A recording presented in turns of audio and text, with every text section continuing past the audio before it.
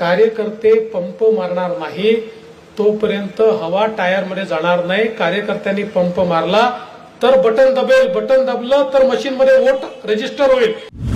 त्यामुळे प्रत्येक बूथ मध्ये निवडणूक लढा। तुम्ही बूथ जिंकाल तर लोकसभा जिंकणारच आहात। बघा, एक गोष्ट नेहमी लक्षात ठेवा की आपल्याला मतदान करणारा जो मतदार आहे त्याची एकच अपेक्षा आहे, कोणीतरी येऊन मला भेटलं पाहिजे, कोणीतरी येऊन मला निमंत्रण दिलं पाहिजे। निमंत्रण म्हणजे काय? आपलं पत्रक आणि आपला जे वोटिंग कार्ड आहे ते आपलं निमंत्रण आहे। पण ते जर त्याच्याकडे गेलं नाही तर त्याला आपल्याला मत द्यायची इच्छा असली, त्याच्या मनात मोदीजी आणि नितीनजी असले तरी तो म्हणतो हे जे आमचे पश्चिम नागपूरचे भाजपवाले आहे ना, हे जरा माजले आहे, यांना माझ्या मताची आवश्यकता नाहीये, मग मी का जाऊ? ते तर तशी निवडून येणार आहे, पण यांना जरा मला धडा शिकवायचा, त्यामुळे मी मतदानालाच जाणार नाही। त्यामुळे हे लक्षात ठेवा की जोपर्यंत कार्यकर्ते पंप मारणार नाही तोपर्यंत हवा टायर मध्ये जाणार नाही। कार्यकर्त्यांनी पंप मारला तर बटन दबेल, बटन दबलं तर मशीन मध्ये वोट रजिस्टर होईल। मशीन मध्ये वोट आलं तर ते लीड मध्ये आपल्याला त्या ठिकाणी पाहायला मिळेल। आणि पश्चिम नागपूरच्या कार्यकर्त्यांवर माझा खूप विश्वास आहे। आपलं टार्गेट काय आहे? मोदीजींनी सांगितलं मला लोकसभा जिंकायची नाही, मला लोकसभेची निवडणूकही लढायची नाही, मला बूथ जिंकायचा आणि बूथची निवडणूक लढायची आहे। त्यामुळे प्रत्येक बूथ मध्ये निवडणूक लढा। तुम्ही बूथ जिंकाल तर लोकसभा जिंकणारच आहात। त्यामुळे ही लढाई बूथची आहे।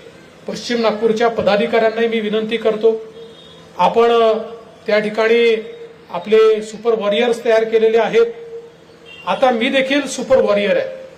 आज मी स्वतः मला जे 2 बूथ दिले होते त्या 2 बूथ मध्ये सकाळी 3 तास मी गेलो, दोन्ही बूथची बैठक घेतली।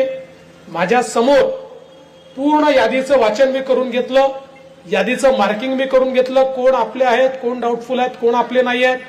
म्हणजे आपले नाही आहेत त्यांना आपण कसं आपलं करू शकतो या संदर्भातलं प्लॅनिंग मी स्वतः करून घेतलं।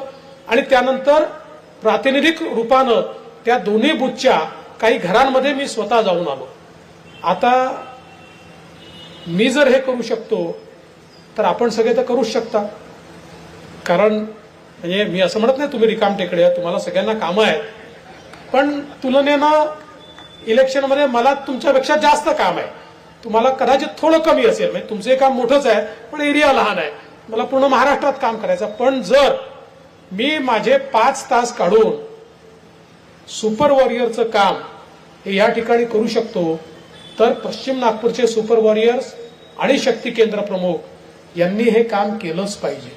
जे प्रमुख कार्यकर्ते आहेत ते जर खाली गेले तर प्रमुख कार्यकर्त्यांमध्ये निवडणुकीचं प्लॅनिंग कसं केलं पाहिजे याची माहिती असते, त्या संदर्भात लोकांचं मत आपल्याकडे कसं बदलवलं पाहिजे, त्याचं प्लॅनिंग कसं केलं पाहिजे याची माहिती असते। देश विदेशातील प्रत्येक घडामोडींचे लाईव्ह अपडेट मिळवण्यासाठी आता साम टीव्हीच्या सर्व सोशल मीडिया प्लॅटफॉर्मला लाईक, फॉलो आणि सबस्क्राईब करा।